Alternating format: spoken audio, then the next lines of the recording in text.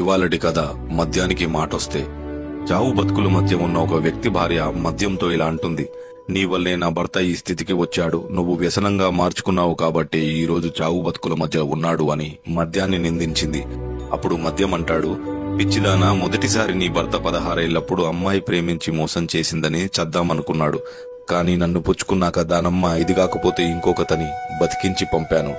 చదువుకున్నా లాభం లేదని సాయంత్రాలు ఏడుస్తుంటే ఉద్యోగం కాకపోతే వ్యాపారం చేసుకుంటానని ధైర్యం చెప్పి పంపాను.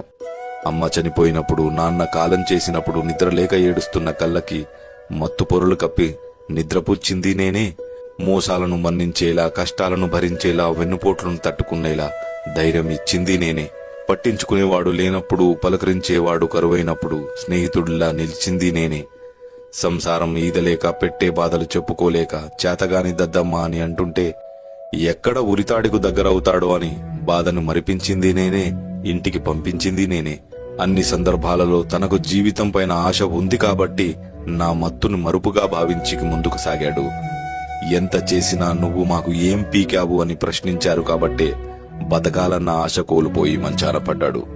మందు వికటించి కాదమ్మా, మనోధైర్యం లోపించి చనిపోతున్నాడు నీ భర్త. గాజు సీసాల మధ్యలో పడుకున్న గాయం తెలియని వాడికి తూటా లాంటి మాటలతో మనసు